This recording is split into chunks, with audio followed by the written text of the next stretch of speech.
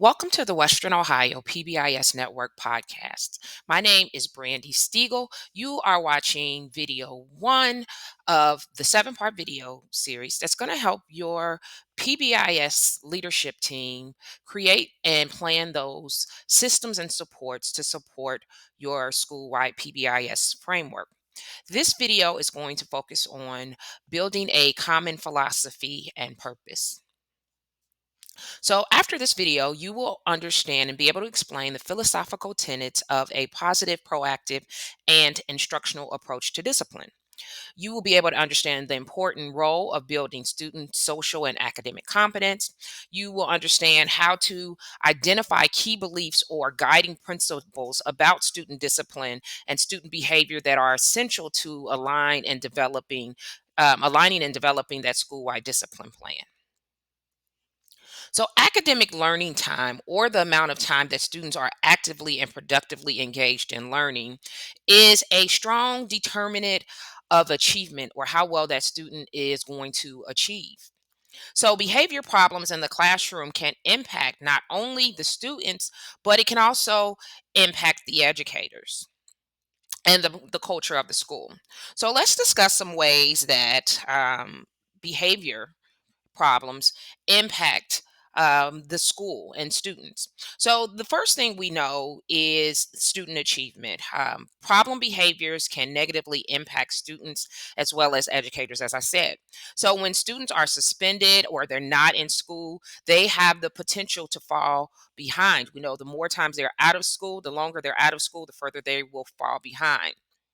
So when students are removed from the classroom or school, they are going to miss instruction, which is going to cause gaps in those academic skills. Of course, we know that behavior problems can cause the loss of instructional time. So data shows us that up to 50% of the school day is lost due to misbehavior, due to transitions within the classroom or within the school building, due to teachers and administrators having to deal with discipline and other non-instructional activities. We'll discuss that later on in the video. Another impact of behavior problems is school failures and lifelong difficulties. So we know that students with discipline problems are at risk for school failure and developing more severe antisocial behaviors, as well as other lifelong difficulties that result from those behavior problems that they have in school. These students tend to have a higher probability of entering the criminal justice system. They have a higher probability for social isolation, for diminished employment opportunities, diminished income, and also more likely to have more frequent legal and mental health issues. So another impact of behavior problems is this increase in the use of exclusionary practices. So as behavior problems have increased, so has the use of exclusionary practices such as detentions, in-school suspensions, homebound instruction or home instruction, shortened school days, students being referred to alternative schools, administrative transfers, increase in truancies, as well as there's a restriction to students' access to learning when we have behavior problems. So, over 90% of schools, according to the U.S. Department of Education, have implemented some form of zero tolerance policy. So another impact of behavior problems is that increase in administrative demand. So in addition to the instructional time um, that is lost due to dealing with behavior problems, exclusionary practices, behavior problems lead to administrators having to spend a majority of their time dealing with discipline. So, in surveys conducted of school administrators, administrators reported that their work week could sometimes exceed 60 hours because of the increased demand of their time dealing with behavior. So, many of the administrators that responded to this survey reported that they felt their effectiveness as an instructional leader was hindered by student discipline. Another very important impact of behavior problems is, of course, the decrease in teacher effectiveness and teacher morale. Studies have shown that up to 60% of new teachers leave the profession within the first year. And the reason they most often cite as the reason that they have left the school or left education is lack of student discipline. And that is the primary reason that we have so many new teachers that are leaving the field. So, of course, because of behavior problems that exist, there is now a growing sense of frustration as more is being asked of educators under these challenging circumstances, especially now that we are in the midst of the pandemic. We're asking our teachers to do more. Sometimes we're in environments where behavioral and mental health issues amongst the students are increasing, and so this is causing a very increase in what we're asking for the teachers to do and what we're demanding for them to do, which is also causing them to feel as though they're less effective and causing a decrease in their morale. So now we're going to go into discussing this concept of academic learning time. So, academic learning time is the amount of time that students are actively and productively engaged in learning. And so, let me say that again: actively and productively engaged in learning. So, academic learning time, as I said earlier in the video, is a strong determinant of that student's achievement and that achievement of uh, that school-wide achievement. So, academic learning time can be divided into two categories. It is One category is instructional time.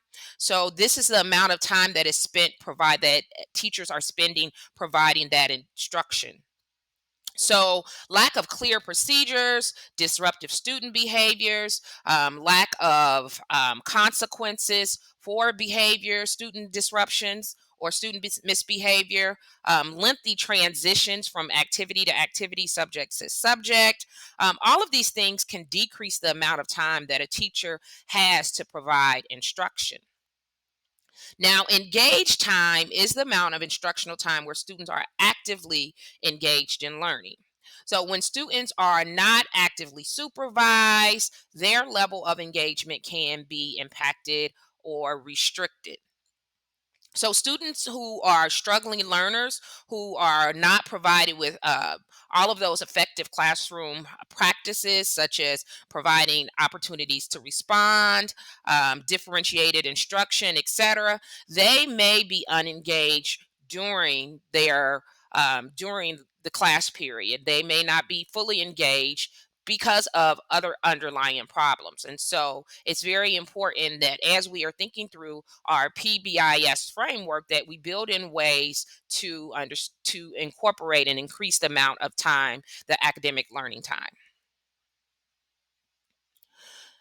So, when the amount of time spent in various classroom activities was researched, research found that only 17% of the school day was spent on instruction, 33% of the school day was spent on actual seat work. So, studies have also found that transitions, meaning moving from one subject to another subject within a classroom, one activity, moving among small group to whole group, etc., what they found is that this could take up 20% of the day. So think about it. The typical elementary classroom loses 7 to 10 minutes during each transition from one subject to another. So with a typical school day, including 10 transitions, 70 minutes could be possibly lost each school day. That is almost 1 day per week lost to transitions alone. So, unfortunately, discipline and other non instructional activities, such as taking attendance, those school announcements, um, Those accounted for 30% of the school day. So, data continues to tell us that in many classrooms, in many schools, up to half of the school day is lost due to those disciplining students and other non-instructional activities. So, implementing though PBIS along with those effective classroom practices can prevent and decrease the interruptions that are caused by discipline problems and increase the amount of time that teachers have to teach. So it's very essential that classroom teachers extend the positive, proactive, and instructional approaches that are developed in that school-wide PBIS framework into their classrooms and into all settings within that classroom. So now we're going to move on and talk about um, the amount of time that is lost dealing with it, office discipline referrals and discipline. So the amount of time and the amount of administrative time that is lost due to office discipline referrals can be calculated. We can actually put a numerical value of the amount of instructional time, the amount of instructional days, the amount of administrative time, and the amount of administrative days that are lost to office discipline referrals.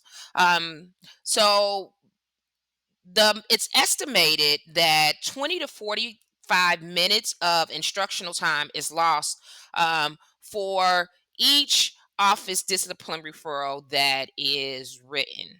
Okay. Um, it is that same calculation can be used to calculate the amount of time that administrators lose when dealing with office discipline referrals. So it is estimated that administrators spend at least 25 minutes uh, per day, or they lose at least 25 minutes to address those office discipline referrals. So I can take the math and do those calculations. So now we're going to talk about disproportionality. So there's a large and growing body of evidence that membership in one particular and certain demographics increases the likelihood that a student will experience more harsher consequences for behavioral offenses. This is called disproportionality. All right, so let's look at disproportionality in early childhood. So, according to this study, preschool children um, are expelled, more likely to be expelled than three times more likely to be expelled than students in kindergarten through 12th grade. Boys are 4.5 more times likely to be suspended or expelled rather than girls. African American children are two times more likely than Caucasian or Latino children to be expelled. And we're talking at this point at the early childhood level. Um, African American preschoolers or early childhood students are five times more likely than Asian American children. So it's always good as you're planning your PBIS framework to really begin to think about disproportionality and the equity in your practices. So now let's look at disproportionality in school age children. Students with disabilities are two times more likely to be suspended than their non-disabled peers.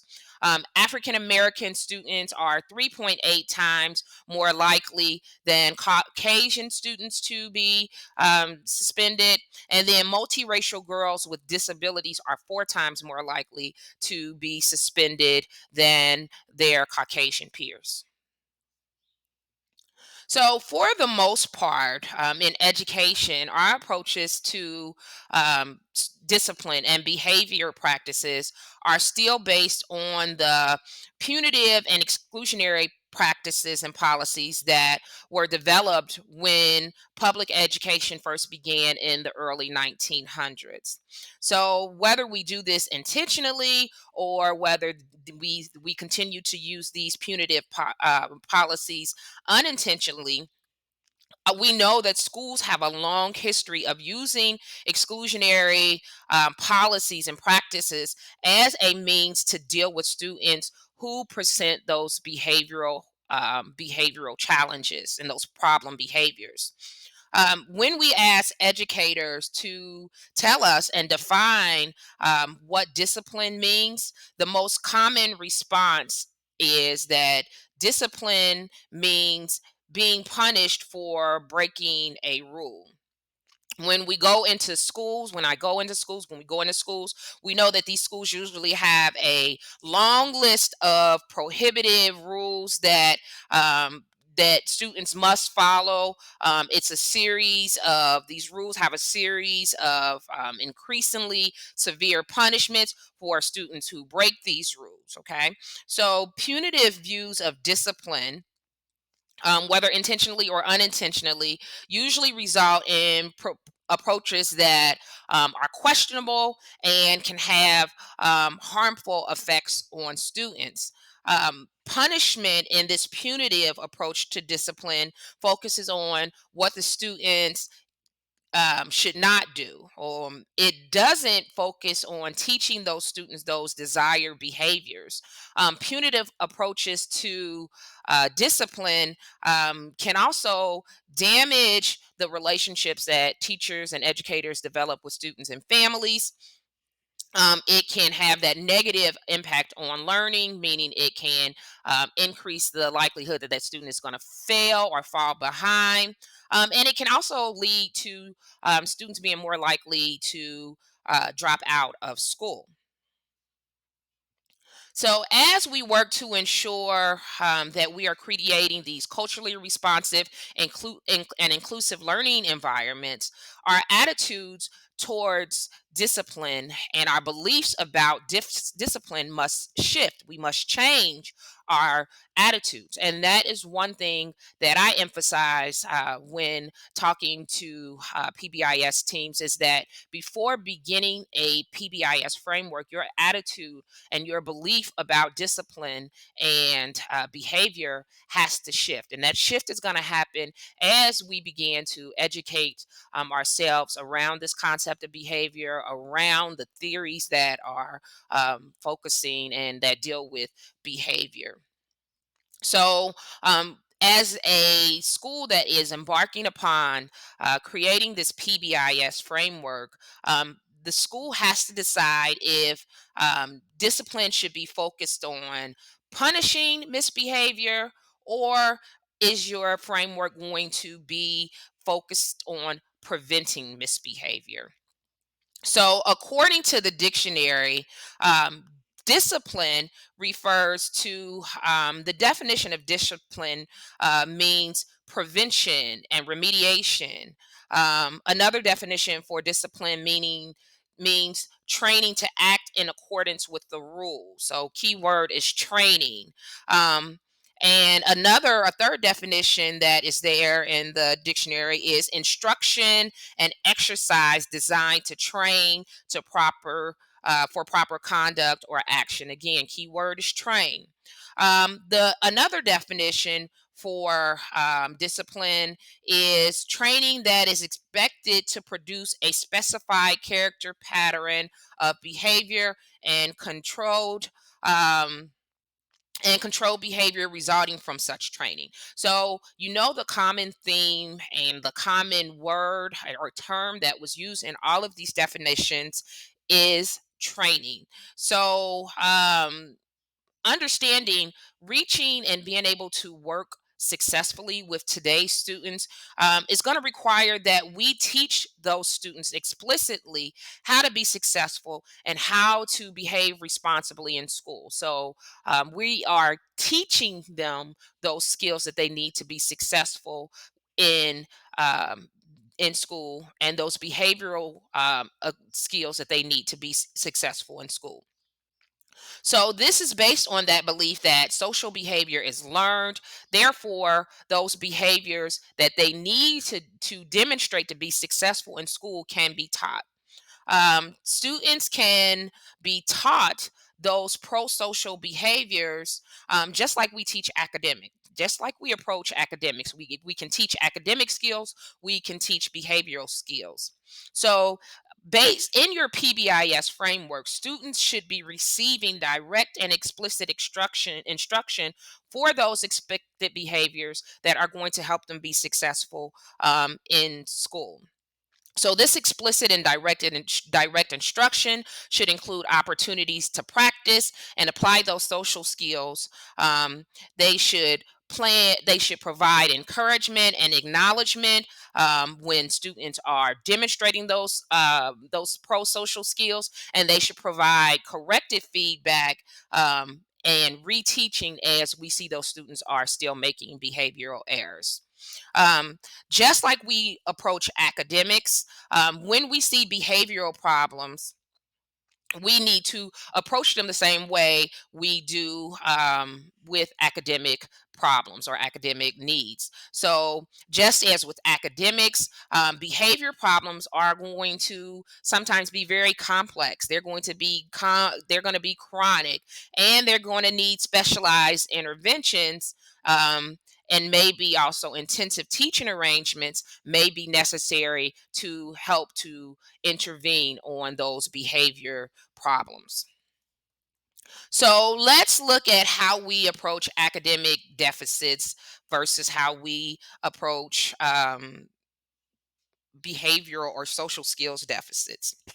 So I got this slide from um, the Missouri PBIS website, and so I find this very important and vital to look at the way we approach behavior versus the way we approach behavioral errors versus the way we approach academics. So when we have an infrequent error type, meaning it's not something that happens, it's not a academic deficit that we see consistently, or a behavior deficit or social error that we can see consistently. So when we're looking at the way we approach academics, we assume the student is trying to make a correct response. So we assume that the error was accidental. We assume that the error was due to a skills deficit. So therefore, we provide assistance, we teach, we model, we guide, we check. Then we're going to continue to provide more practice and feedback, and monitor their progress towards getting that and mastering that academic skill that they were deficient in. We assume the student has learned the skill and will perform that skill correctly in the future after they've mastered it. Now, let's look at what we do with infrequent behavioral problems. We assume the student is choosing to be bad. We assume that the behavioral error was deliberate. They knew what they were doing, and we assume that it's just a performance deficit. Okay, we use consequences to punish behavioral errors or lack of social skills or lack of social skill, um, being able to demonstrate a particular social skill. We do not require them to practice that social skill. We assume the student has learned their lesson and will behave in the future. So let's look at when the error type is frequent. In academics, when we see academic errors, we assume the student has learned the wrong way or has been taught the wrong way. We are going to diagnose the problem. We're going to identify where those gaps are and determine a more effective way to reteach that skill. We're going to adjust teaching arrangements to accommodate that learner's needs and to provide that differentiation. We're going to provide practice and the feedback. And again, we're going to assume the student has learned the skill and will perform that skill correctly in the future.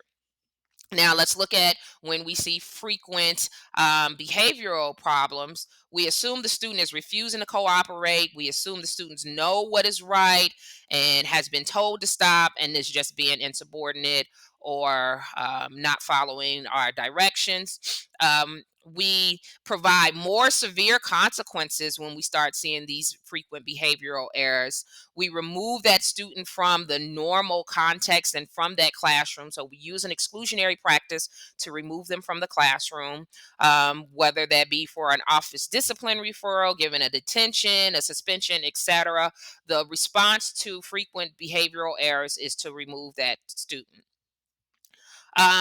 We continue to maintain the student removal from that normal context until their behavior improves. And then we assume that that student has learned their lesson and will behave in the future. So we tend to treat the behavior interventions much differently than we approach academic interventions. And as I said earlier in this video, we in your PBIS framework, the foundations of PBIS believe that we treat behavioral interventions just as we would treat academic intervention. So let's talk about social skills deficits. Students who have deficits in social skills can experience a variety of negative impacts that don't just impact them in during their childhood, but can impact them well into their adulthood. So, of course, some impacts of having social skills deficits, meaning lacking the skills necessary to be successful in a particular environment. Um, Students who lack social skills often are faced with juvenile delinquency. They are often retained in a grade. They face higher suspensions. They are more likely to be truant from school. They are more at risk from dropping out of school. They tend to have lower self esteem. Um, because of those social skill the deficits. They may have the inability to gain and maintain employment in the future because they've missed a lot of school, and so they fell further behind. We more likely see students, people with social skills deficits. If they enter the military, they're more likely to be discharged from the military. They have that involvement more likely when you see social skills deficits to be have that involvement and interaction with that judicial system. And then they're also more likely to have mental health problems as well as delayed cognitive development. So now we're going to move into really unpacking what PBIS is and what this framework really means, and the importance of teaching social skills and helping students to become socially competent. So being socially competent plays such a large and significant role in helping students develop that lifelong success. So, what we're teaching students now is going to help them be successful into their adulthood. So, we know that research has identified 5 skills that are going to be necessary for students to be successful in the global economy. So, one skill is learning how to learn and integrate knowledge. Learning how to learn and integrate knowledge. Students are going to need communication skills to be successful in the global economy. They need thinking and reasoning skills, they need interpersonal skills, and they need to understand personal and social responsibility. So again, establishing these PBIS frameworks are going to ensure that schools are directly and helping to directly and explicitly teach these skills that students need to be, these 21st century learning skills that students need to be successful in as adults in a global economy. So now let's go ahead and talk about what is PBIS, positive behavioral interventions and supports. So PBIS is an evidence-based, keyword evidence-based, three-tiered framework that is used to improve. It's used to integrate all the data and systems and practices that you have in place that are impacting your student outcomes. Um, it is PBIS is used to create environments that supports all students. Um, PBIS is a district or a school's process for explicitly teaching social and behavioral skills so that they can increase the amount of time they have for the amount of academic learning time they have, so that teachers can focus on teaching and helping the students to learn. So, research has identified essential features or components of a PBIS framework that, when implemented together, all of these components implemented together, are going to help the schools create and form a highly effective approach to school-wide discipline. So the first essential element is common building a common philosophy and purpose. So before a school or before implementing any school improvement initiative related to whatever it is, but in this case, discipline, that school has to examine their beliefs about student behavior, and identify what those beliefs are and create a new shared positive and proactive philosophy about approaches to behavior. So we have to create a shared purpose and a shared understanding of our beliefs around behavior. It's important that we identify and establish those shared beliefs, because discovering those shared beliefs is going to increase the likelihood that the staff is going to buy in. It's going to increase their commitment, um, and it's going to unify the staff.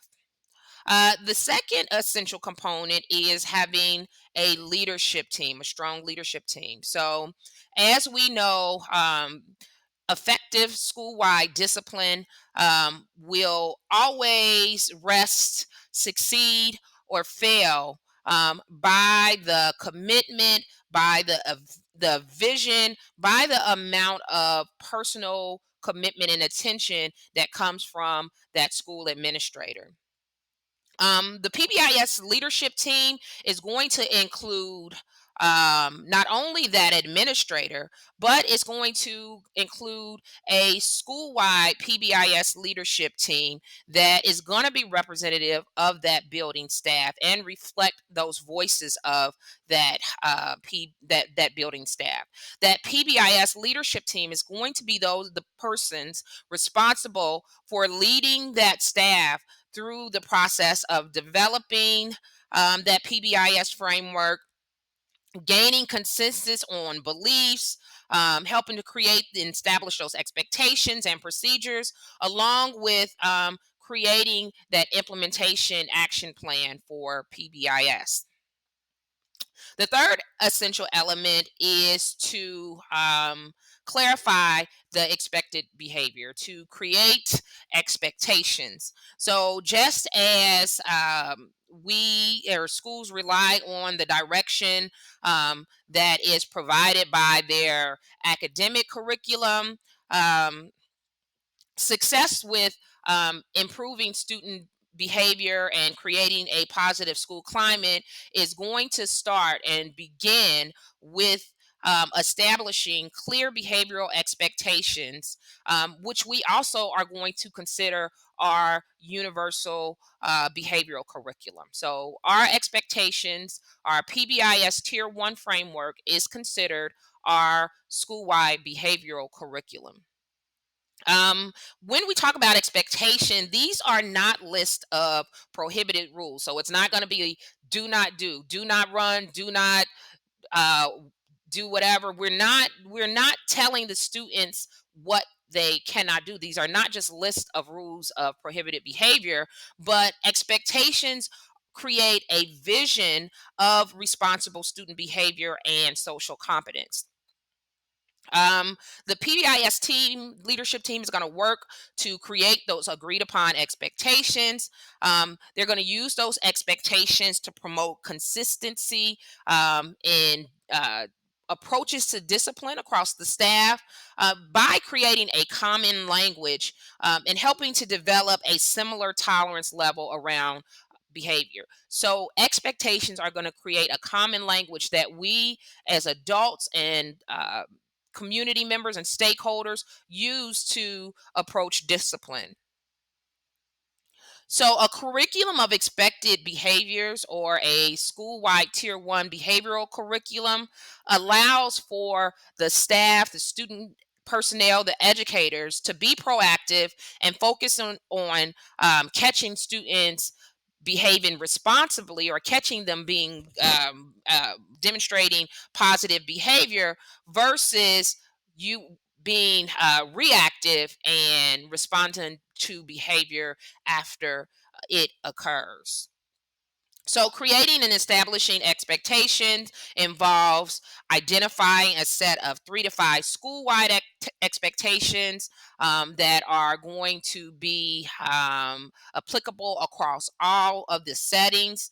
The expectations are then going to be further clarified by establishing the behaviors that will help students meet those expectations, each of those expectations. The other important component is that after that team has established those expectations, the next thing they're going to do is create systems for teaching those expectations. Remember, we talk about PBIS relies on the foundation that behavioral skills that students need to demonstrate are explicitly taught. So once those expectations have been identified and defined, then that team is going to work to help staff systematically teach those expected behavior so that they can be able to create those behaviors and procedures and routines that will be embedded in the school day.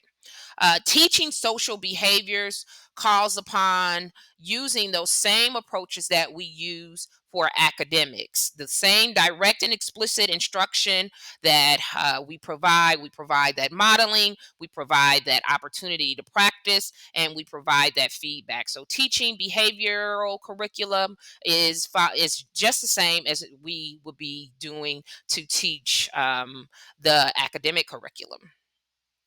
So after we have looked at that, the next thing is the next component is to create systems to encourage expected behavior. So we know that our staff must not only teach and model appropriate behavior, but must also watch for and provide feedback to students about their behavioral progress. So we know that just like we provide academic feedback, students are going to need behavioral feedback on how well they're demonstrating those expectations, those behaviors that they need to meet the school-wide expectations. So teachers are constantly going to use the acknowledgement system that Tier 1 puts in place to acknowledge and provide specific positive feedback about student behavior. In addition to having systems that are there to encourage expected behavior, the PBIS leadership team is going to create systems to discourage inappropriate behavior. So, correctional strategies and a school-wide system to discourage inappropriate behavior provides that staff with tools to effectively change student behavior. So, we're going to have in evidence-based practices and that's going to help discourage the inappropriate behavior that some students may those behavioral errors that students may still demonstrate.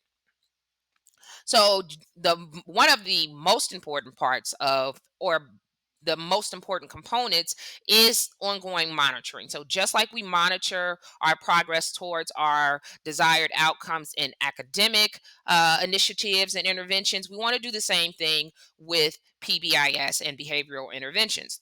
So, use of data can focus on staff's efforts by identifying areas and needs of improvement, as well as those operating well. So, with PBIS, the team is going to be using data to look at how well their implementation is impacting students. Is it having the desired outcome? And then the last practice, or the last element of PBIS, of course, is effective classroom practices. So, effective classroom practices are based on the same um, idea of the school-wide expectations. We are teaching these effective, proactive approaches to discipline that can be used in the classroom to help encourage and discourage inappropriate behaviors.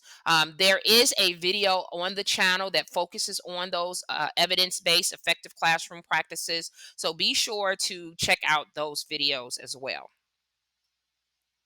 So now let's go ahead and jump into the PBIS framework. So there are some benefits for implementing a PBIS framework in your school building. So, one benefit is it's going to help improve services for all students, including those students at risk and students with identified disabilities, whether it's behavioral or academic disability. So, PBIS is going to ensure that you are creating those systems that are going to help to support all students within that building. PBIS is very useful for improving the social behavioral climate of schools because, again, we are proactively teaching those skills. And we are monitoring and closely monitoring the student's acquisition and mastery of those behavioral skills. We're providing feedback, whether it be specific positive feedback and corrective feedback. So that is going to help the climate of the school because we're using a proactive and a preventative approach to discipline versus a reactive approach to discipline where we wait for a problem to occur and then we have to try to address that problem. um, PBIS is going to provide a supporting and a supportive environment that's going to enhance the impact of academic instruction. So, again, we talked about this earlier in the video. It's going to allow teams or teachers and staff to spend more time or an increased amount of academic learning time, which is going to increase student achievement. It is going to, as I said earlier, increase the use of proactive, positive, preventative behavior management, and decrease the amount of reactive management we're doing. So we're going to be working to prevent behavioral problems. We're going to be working to create environments that are going to make those behavior problems less likely to occur. So therefore, we won't have to have reactive management such as office discipline referrals or detentions or whatever negative consequence that happens after a behavior occurs. And PBIS is going to help with integrating academic and behavioral supports to create that multi tiered system of support. So, the school wide PBIS approach emphasizes the use of effective behavioral inter practices and interventions from a systems perspective. What that means, or a system perspective, is going to be focusing on the collective actions of the individuals within the school and how they contribute to the way that the schools operate. So the systems are going to be those things that we put in place to support the adults. So we understand that when we see change and when change occurs within an organization, that change has to start at that individual teacher or that individual staff members level. When we can change that individual's behaviors, these behaviors move the school towards the achievement of a common goal. So, in this case, the common goal is to create a positive school climate where students have acquired those social skills that are necessary to be successful. But keep in mind that individual change cannot occur unless we put in systems that are going to um, promote those needed systems and supports that um, are going to be needed to promote the change that we want to see or to help them reach those desired school goals. So, in order for an individual to change, we have to put in systems to help them um, learn and provide them with the necessary supports that they need to make the changes that we're asking them to make. So the ultimate goal is for whatever school improvement, and in this case PBIS, to one, be incorporated into the school's beliefs, the school's mission, the school's vision. Two, to provide those teachers. That PBIS leadership team is going to consistently provide those people we're asking to implement this framework with ongoing support, so that they can incorporate practices that are going to support students. So we're going to always consistently provide them with the support that they need to implement whatever we're asking. And in this case, it is um, PBIS, to implement PBIS practices. We're going to ensure that staff possess the essential knowledge, that we have created that buy-in that's going to create the commitment and attitude to more likely want to implement the framework with fidelity. So we're going to ensure that we do this by providing them with the training and the coaching and the classroom support to do that. And then the other ultimate goal of school improvement is to make sure that policies and procedures support the work that we are doing. That whatever policy and procedures that we're putting in place are going to help us move towards those desired outcomes. Those policies and procedures and systems are going to help support us moving towards those desired outcomes. So there are four elements that guide the systematic implementation of school-wide PBIS. Those elements are outcomes, data, practices, and systems. So, of course, outcomes. First, that school, when embarking on creating a school-wide PBIS framework, that school is going to start off by setting measurable and achievable outcomes that are related to helping students gain that social competence and academic achievement. So they're going to set behavioral and academic goals, and they're going to ensure that those outcomes are agreed upon by all staff and family and stakeholders. Um, Once that desired outcome is established, they've decided what they're going to do, that PBIS leadership team is then going to identify practices or those things that we do for students that are supported with educationally relevant evidence, meaning they are going to be selecting evidence based practices that are going to be put in place to help students develop that social confidence. Um, these practices should be based on the school's needs. They should be culturally relevant to the school's needs and the population they are serving. They should be effective and efficient and have evidence to show that they are work. They should be based upon the principle of applied behavior analysis and follow those behavioral theories.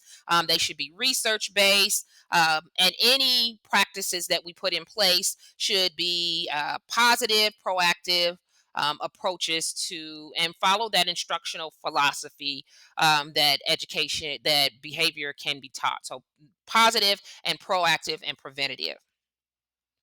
So the next thing is, once they have got that information, they have created those practices rather.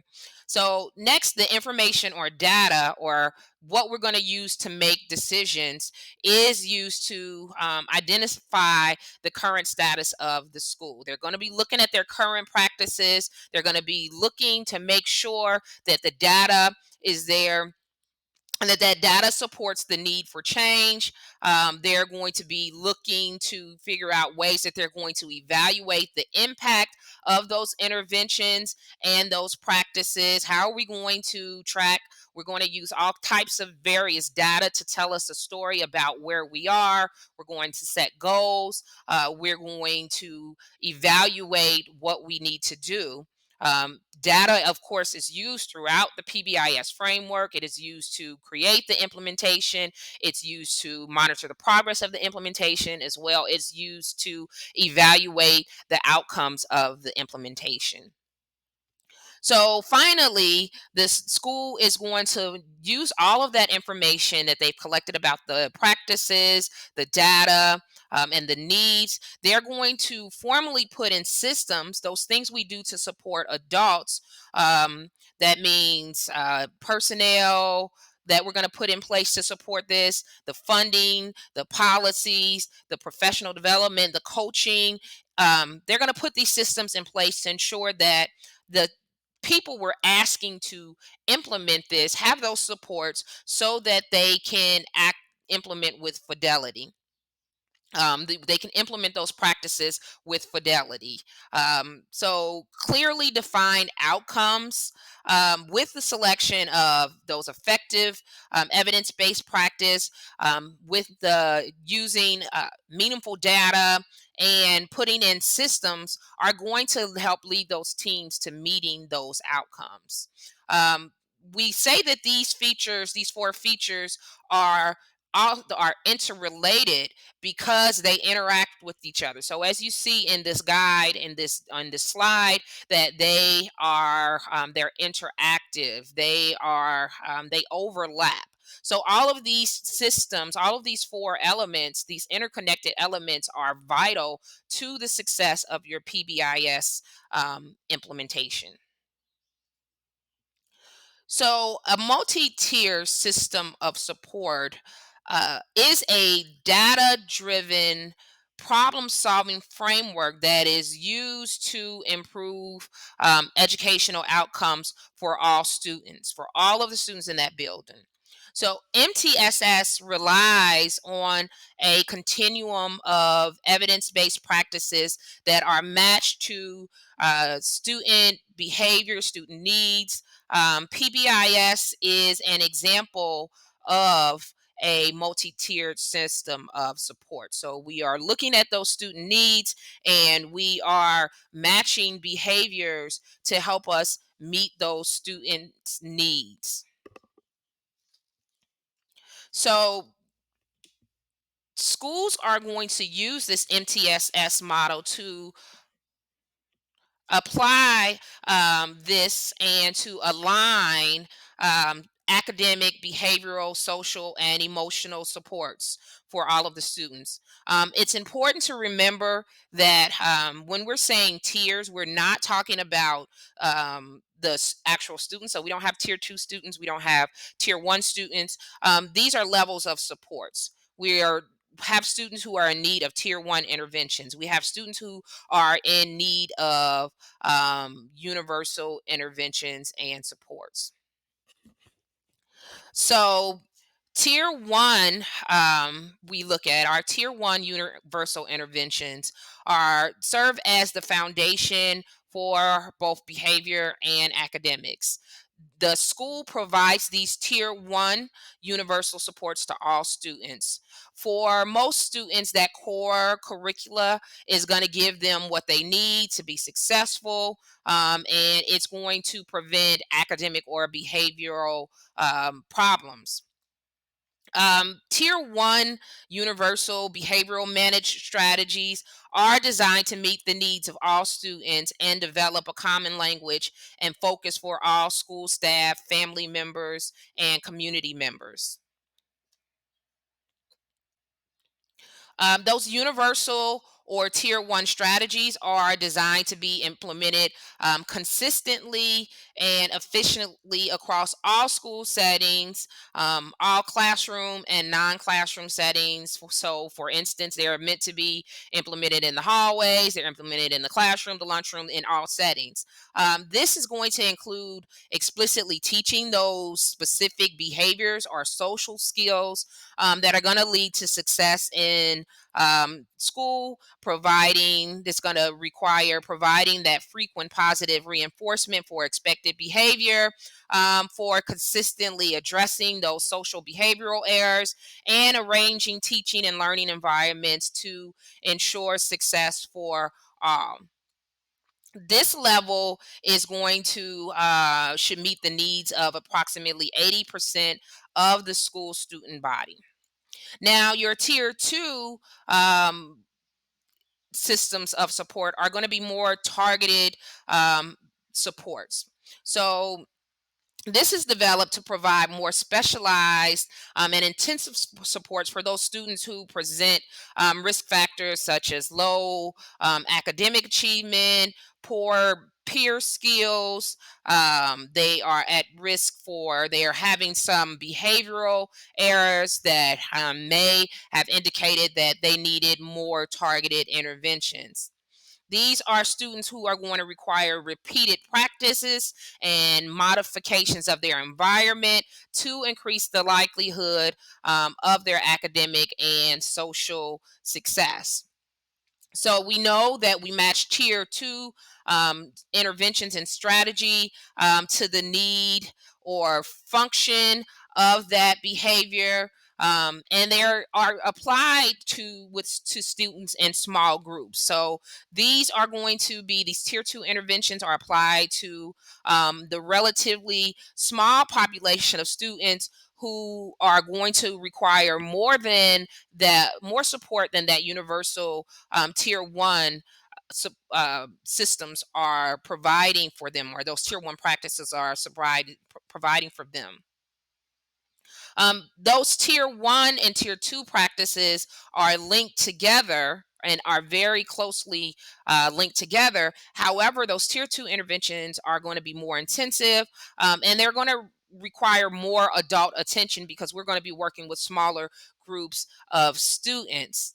Um, you can kind of think of the tier two behavioral strategies kind of like that small and group instruction that you're going to provide to your students who are in need of small group interventions, academic intervention. So we take that same approach.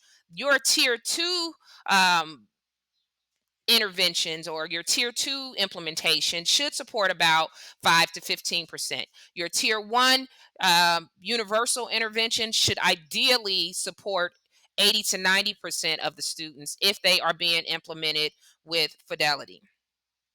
So now tier three interventions are more intensive systems of support. They are developed to provide highly specialized and individualized practices to support the students. Again, these are going to be supports for a smaller number of students who are engaging in that challenging and chronic behavior, who are not responding to tier one and tier two supports. So, when students are receiving intervention at this intensive level, usually the special educators, this is when the school psychologists, the counselors, the behavior interventionists, and those family members are working together and collaboratively to develop interventions and comprehensive behavioral intervention plans and supports for those students. Um, these interventions typically should support about 5%, 1 to 5% of those students in your school building. So, when we think about PBIS is a framework. PBIS is a framework that is going to set outcomes of what we want to see the students and the school achieve. We are going to create practices. Then we're going to use data to drive those systems and interventions and monitoring of that outcome. Now, we have a lot of people using behavioral curricula in schools and things that they are other programs. PBIS does not require that you get rid of programs you're using. If you're using PACS or you're doing SEL, PBIS is the framework of which you're going to use to support. These things are what you're going to use to support and create those practices in your PBIS framework. So there's nothing that you have to get away from. So if you're using PACS, you're using some type of Leader in Me or any other, you have a drug and alcohol, these are systems that you are going to use to that, or practices rather, that you are going to put in place to support your PBIS um, implementation. So these are PACS is going to help you develop the practices to support your PBIS framework. Trauma informed care is going to help you develop those trauma and care informed practices. So we are using these things to help us develop our framework. It's nothing that we have to do in spite of or throw away our framework.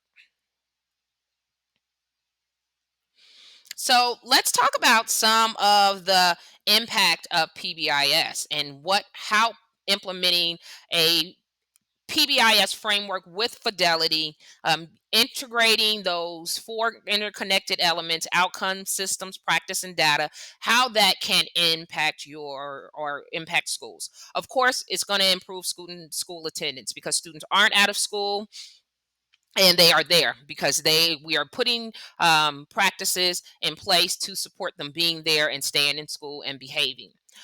There's going to be fewer office referrals or requests for assistance from the intervention team. There will be fewer referrals to special education. Of course, PBIS is going to increase the amount of times that students are engaged in learning. It's going to help create successful relationships with teachers and administrators because we have created a understanding of what behaviors, how to approach behaviors, what behaviors are office managed. We have created a clear understanding of how we are going to approach behavior, and educators have been trained on whatever those approaches are.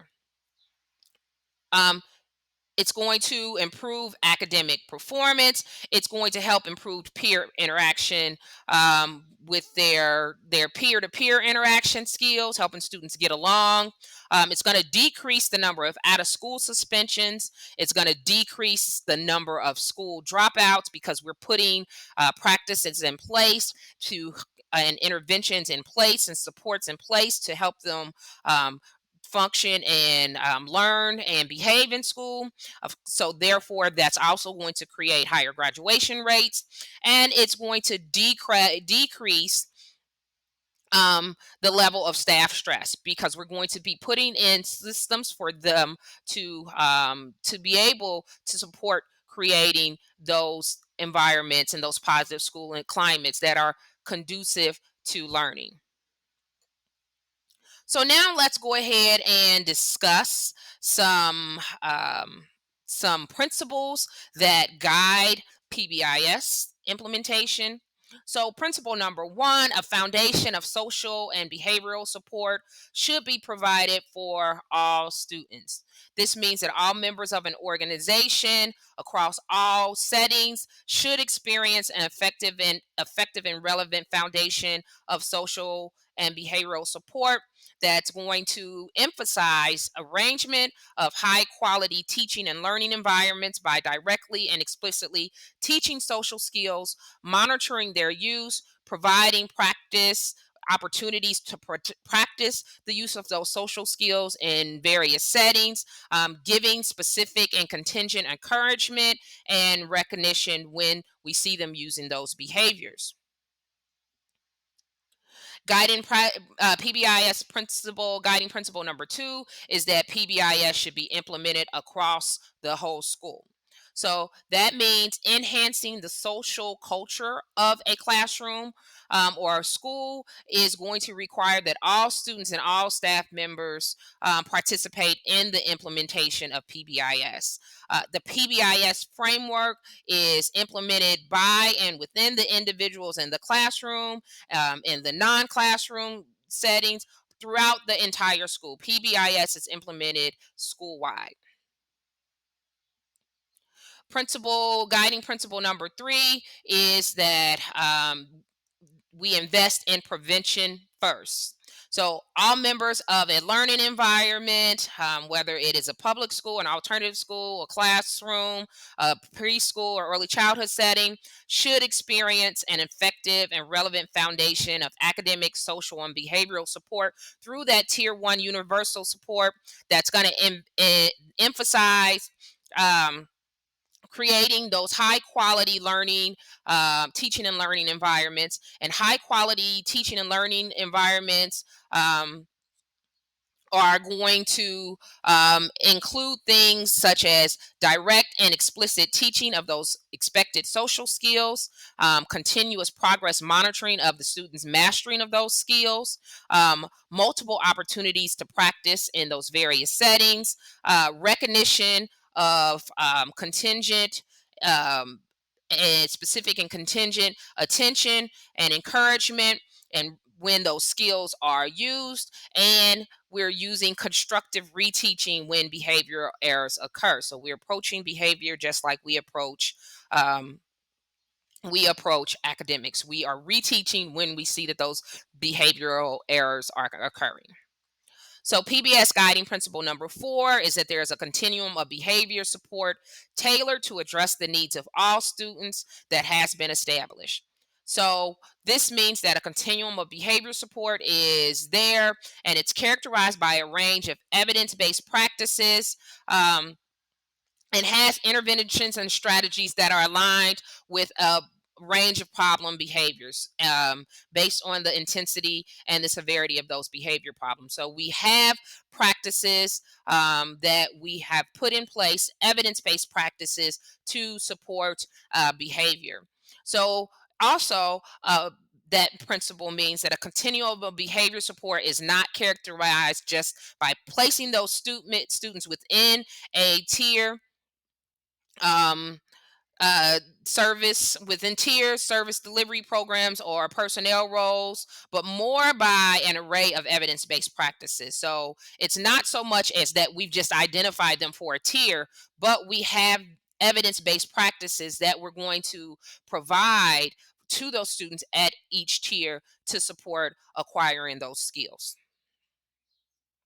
So, guiding principle number 5 says that PBIS teams should select and use evidence based practices. So, after a need or a problem has been identified and has been justified as important and described in those observable terms, then practices should be selected that have clear documentation of aligning with and addressing the need or problem in the indicated situation. So we want to be using, again, evidence-based practices that have been proved to support the acquiring of that particular skill or addressing a particular problem that we have seen. We want evidence-based practice, meaning there is research to support that this will work.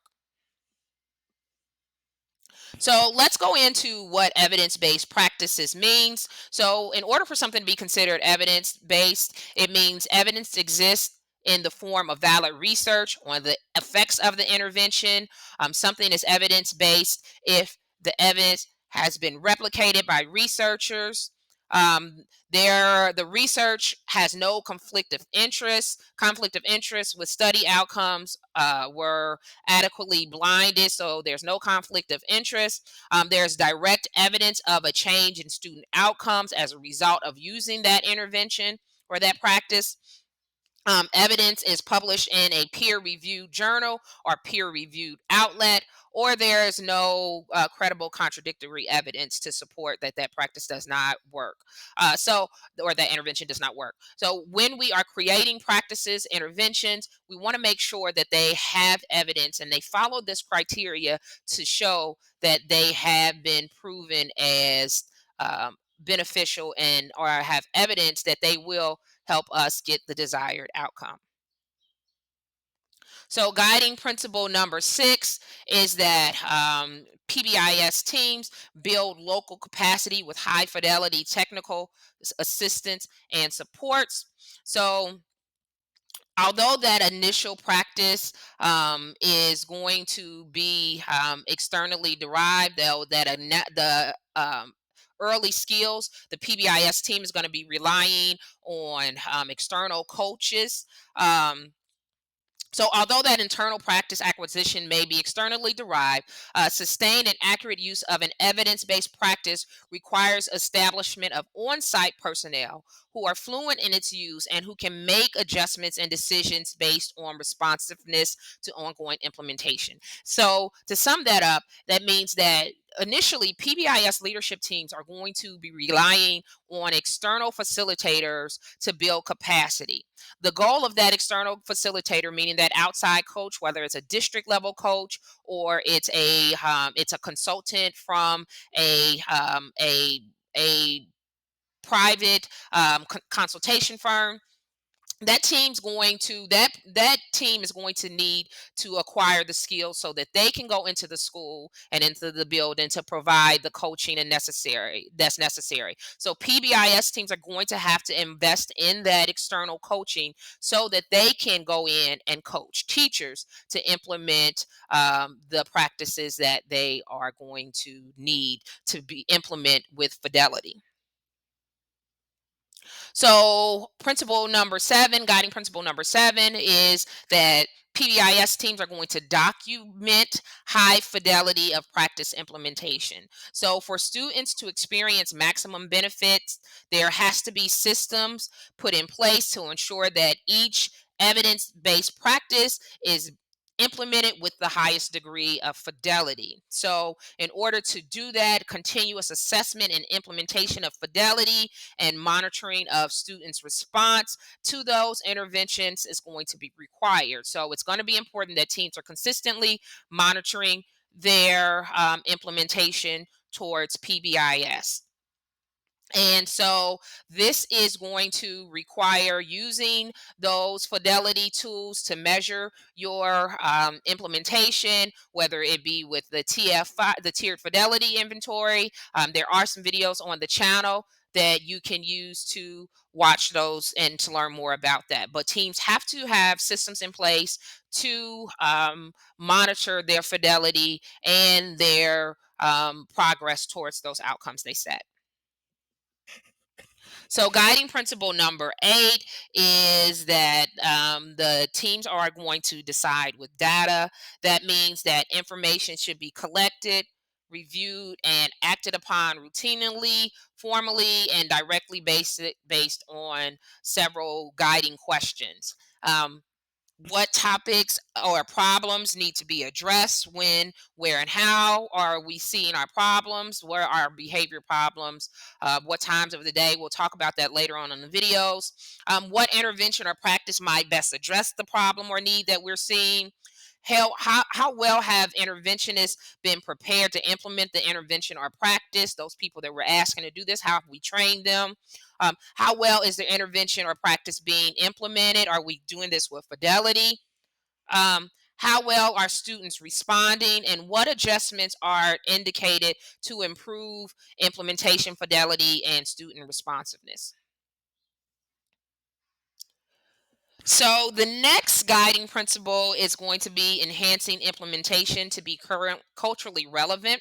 So that means the development of implementation enhancements of a continuum of evidence-based practices of behavior and support must be contextualized explicitly to reflect the cultural learning history of the students, staff, and the stakeholders.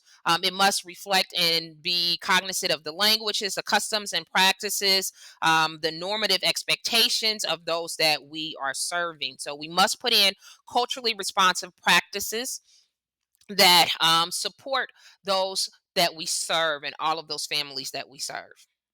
Thank you for tuning into this video. Please don't forget to hit like or subscribe.